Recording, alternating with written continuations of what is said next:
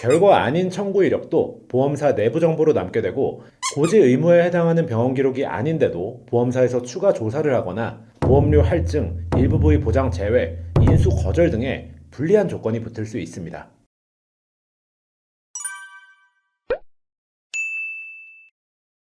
우리 가족, 지인, 주변인, 더 나아가서 대한민국 국민 대부분이 가지고 있는 실비보험.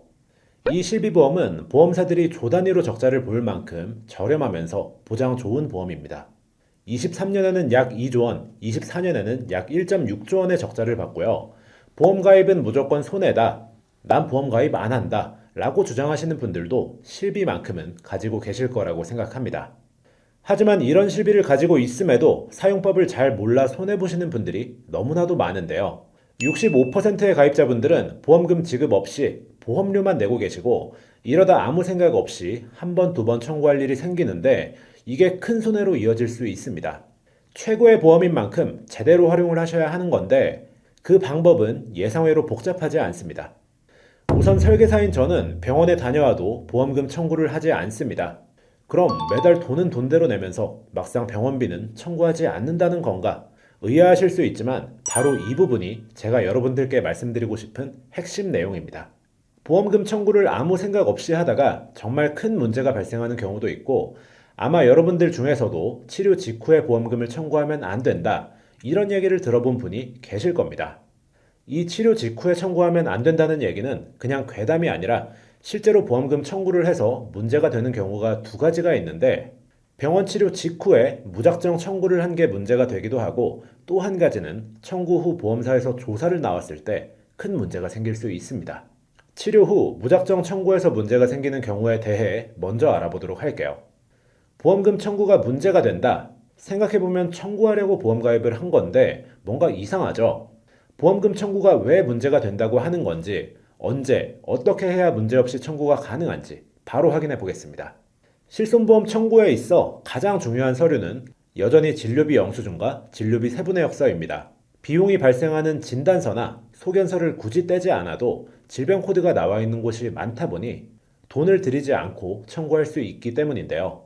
만약 통원이 아니라 입원 또는 수술이라면 입퇴원 확인서나 수술 확인서 등 추가 서류를 요청하는 경우도 있는데 보통은 이 정도 서류를 가지고 청구를 하게 됩니다. 만약 실비가 2009년 10월 이전에 가입한 실비라면 병원비 대부분을 보장받을 수 있고 그 이후에는 가입한 세대에 따라 70에서 90%를 보장받을 수 있는데요. 이런 실비보험에 보험금은 다 청구하면서 불이익은 없앨 수 있는 간단한 방법 안내 드리도록 하겠습니다.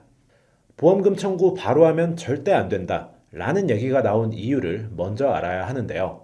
가장 큰 이유를 말씀드리면 보험금 청구, 실비보험이나 진단비, 수술비, 운전자 보험 할 것 없이 청구를 하려고 하면 보험금 청구서를 작성해야 합니다. 그리고 이 청구서에는 우리 이름, 주민번호, 주소 등 개인정보가 전부 들어가게 되는데요. 의료기록은 개인정보이기 때문에 보험사에서 마음대로 열람할 수 없지만 청구 이력은 다릅니다. ICIS라는 보험 신용정보 종합 시스템에 계속 남게 되고 손해사건, 생명사건, A사건, B사건 이 청구 이력은 전부 줘야 할 수 있는 거죠. 쉽게 얘기하면 내가 보험을 가입하려고 하는데 내 청구 이력을 보험사에서 이미 전부 열람할 수 있고 보험 가입 시 이런 부분이 불리하게 작용할 수 있다는 겁니다. 그런데 여기서 한 가지 아셔야 할 게 있습니다. 우리가 보험금을 청구할 수 있는 기간은 사유가 발생한 날로부터 3년인데요.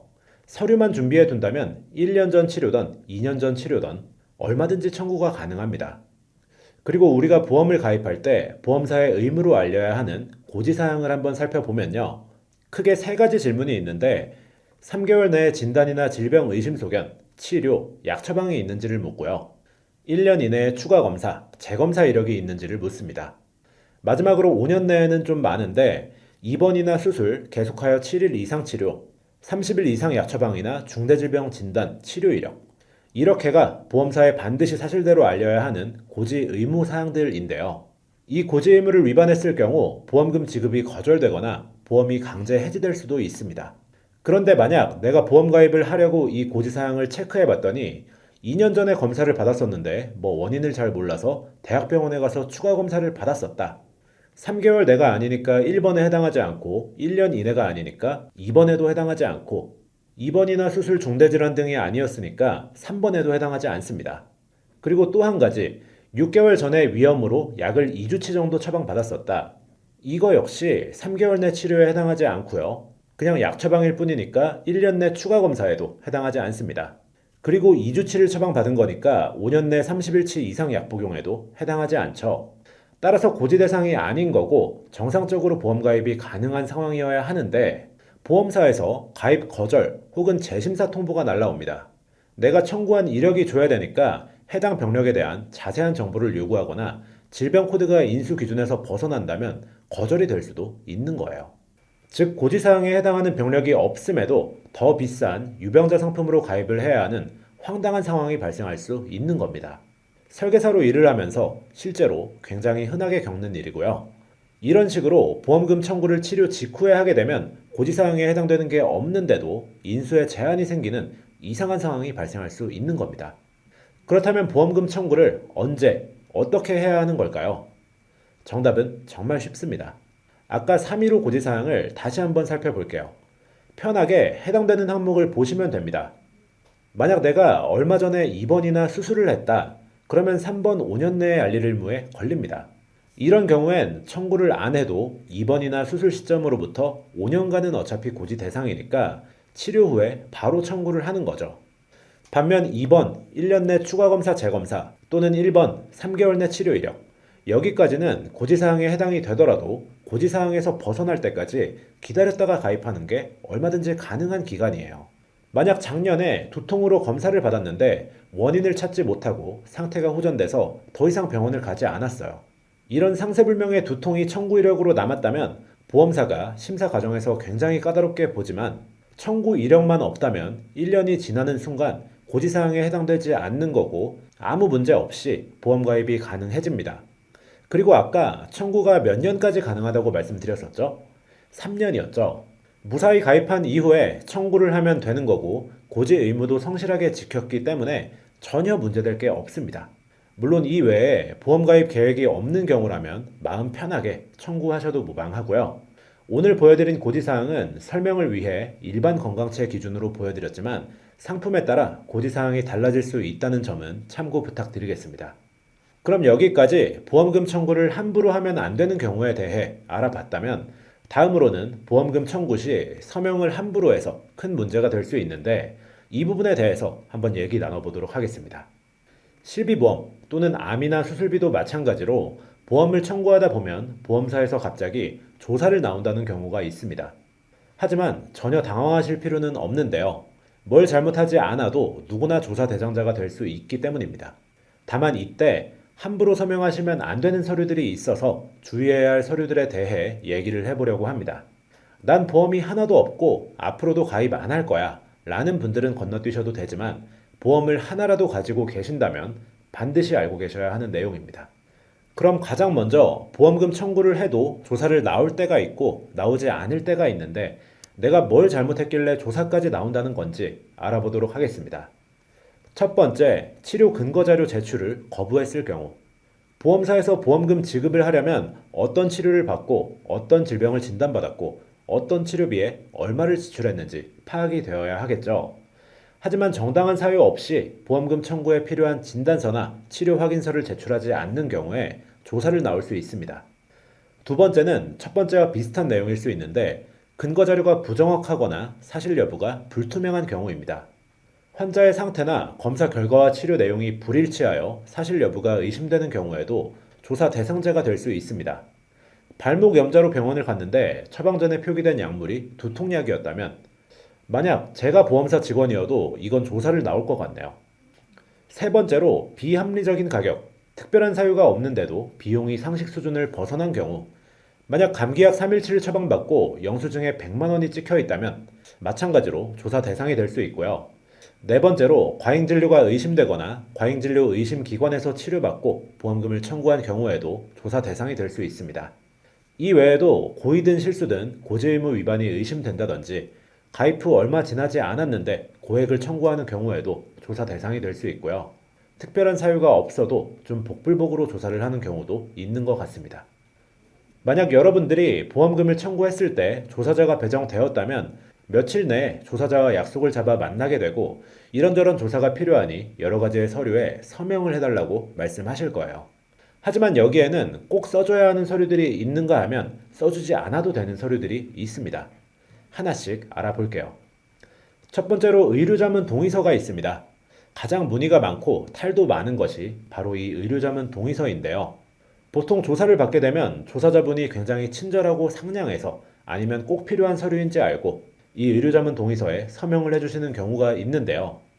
이 의료자문 동의서에 서명을 하게 되면 내가 갔던 병원이 아닌 다른 의료기관에 소속된 전문의에게 의학적인 소견을 구하게 됩니다. 먼저 보험금 청구 과정이 어떻게 진행되는지 실비보험으로 예를 들어서 한번 설명드려 보면 보험금 청구를 했을 때 보험사는 특별한 사정이 없는 경우 3영업일 이내에 보험금을 지급하게 되어 있습니다. 이 과정에서 보험사가 이 서류만으로는 충분치 않다고 판단하는 경우 조사를 진행하게 되는데요. 만약 추가적인 조사가 필요하다고 판단하는 경우 손해사정사가 병원에 방문을 해서 여러 가지 자료들을 추가로 습득하거나 조사하는 과정을 거치는 건데 이 조사 과정 중 하나가 바로 의료자문을 요청하는 거죠. 즉 환자가 치료한 병원에 서류가 부족하다던가 다른 주치의의 소견을 듣고자 환자의 병원이 아닌 제3의 의료기관에 질의하는 것을 여러분들께 동의받기 위해서 의료자문 동의서에 서명을 해달라고 하는 건데요. 과연 어떤 경우에 서명을 해줘야 하고 어떤 경우에 서명하지 말아야 할까요? 뚜렷하게 정답이 있는 부분은 아닌데요.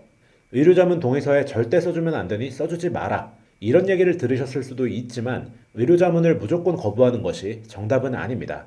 왜냐하면 약관상 보험회사도 보험사고의 조사를 위해 자문 등의 조사 과정을 거칠 권리가 있기 때문에 무조건적으로 거부하게 되면 보험금 지급이 계속 보류될 수도 있습니다. 그럼 어떻게 해야 되냐? 의료자문 동의 요청을 받았다면 의료자문을 받아야 하는 이유에 대해 설명을 들으시고 그 이유가 합리적이라 판단된다면 서명해 주시면 됩니다. 정확히 어떤 부분이 부족해서 제3의 병원에서 의료자문을 받는 건지 조사 과정은 앞으로 어떻게 진행되는지 확실히 물어보셔야 합니다. 그리고 보험사에서 이러이러한 이유로 의료자문이 필요하다 라고 한다면 의료자문을 동의하는 것보다는 나를 치료했던 주치의가 나를 가장 잘 알고 있으니 내 주치의에게 추가적인 소견을 받아 제출하겠다 라고 응대할 수도 있는 거고요. 하지만 그게 안 되고 반드시 다른 주치의의 의견도 필요하다 라고 얘기할 수도 있겠죠. 이럴 때 역시 대응 방법이 있습니다. 이게 정말 꿀팁인데요. 바로 동시감정 제도라는 것을 활용하는 겁니다. 제3의 상급 병원에서 보험회사와 환자가 함께 감정을 받는 것이 동시감정 제도입니다.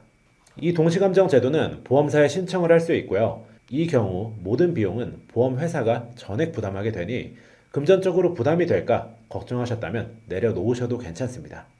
동시감정 제도를 이용해서 보험사와 연계된 병원이 아닌 중립적인 제3의 병원에서 자문을 받을 수 있다는 점, 그리고 제일 좋은 건 내가 치료받은 병원의 주치의에게 추가 소견을 받는 것이라는 점, 이 두 가지 꼭 기억해 주시면 좋겠습니다. 두 번째는 건강보험공단 자료가 있는데요. 예전 같은 경우 동의만 해줬다면 내 청구권을 조사하는 조사자들이 직접 발급도 가능했습니다. 그러나 이 공단 자료는 개인정보이기 때문에 지금은 동의 없이 타인에게 절대로 자료를 지급하지 않습니다. 때문에 조사자는 보험금을 빨리 지급해드리려고 하는 거다 등의 얘기를 하며 동의를 요청할 수 있는데요. 이 자료를 보여주게 되면 여러분들이 청구한 이것 말고도 몇 월 며칠에 어떤 병원에서 어떤 치료를 받았는지 모두 알 수 있습니다. 당연히 고의적으로 알릴 의무를 알리지 않았다면 문제겠지만 혹시나 내 공단 자료 중에서 청구에 불리한 치료 이력 등이 나올 수도 있기 때문에 되도록 동의하지 않으시는 것을 추천드리고요. 그리고 세 번째는 건강보험공단 자료와 비슷한 게 또 있는데 국세청 연말정산 자료입니다. 여러분들이 의료기관에서 치료를 받으셨다면 카드 혹은 현금으로 결제를 했을 건데요. 그 내역이 국세청 연말정산 자료에 포함되어 있을 수 있기 때문에 이 자료 열람을 요청하는 겁니다. 만약 알려준다면 해당 자료들을 토대로 내가 치료받았던 병원에 방문하여 모든 의료 기록을 살펴보게 될 겁니다. 이런 서류나 정보들은 필수로 동의해야 하는 서류가 아니니까 굳이 동의하시거나 서명해주지 않으시길 추천드리겠습니다. 이렇게 보험 청구를 했을 때 조사자가 파견 시 서명해주면 안 되는 혹은 서명해주지 않아도 되는 서류에 대해 알아봤습니다. 물론 개인정보 활용 동의서나 의무기록 열람 동의서 위임장 같은 서류는 보험사도 열람할 권리가 있기 때문에 꼭 서명하시거나 동의해 주셔야 하는데요. 만약 써주지 않는다면 보험금 지급에 문제가 생길 수 있기 때문입니다. 대신 의무기록 열람동의서를 써주실 때는 병원명, 발급 서류를 꼭 명시하시고 유효기간이 있도록 날짜를 작성하시는 게 중요합니다. 만약 병원명이나 구체적인 서류가 명시되어 있지 않다면 병원명만 바꿔서 다른 병원까지 방문할 수도 있겠죠. 본 광고는 광고심의 기준을 준수하였으며 유효기간은 10일로부터 1년입니다. 오늘 내용을 요약해보면 첫 번째, 실비보험을 청구할 때 괜히 청구 이력 때문에 손해보는 경우가 생길 수 있으니 보험 가입을 앞두고 계신다면 여유기간을 두고 청구하시거나 경우에 따라서는 아예 청구하지 않는 편이 유리할 수도 있었고요. 두 번째, 만약 보험사에서 조사를 나온다고 하면 조사자가 아무리 상냥하게 요청을 하더라도 아무 서류에나 사인을 해주시면 안 된다고 말씀드렸습니다. 혹시 여러분 주변에 보험금 청구를 앞두고 있는 분이 계시다면 큰 도움이 될 수 있는 내용이니까 이 영상 한 번씩 공유해 주시면 좋을 것 같습니다.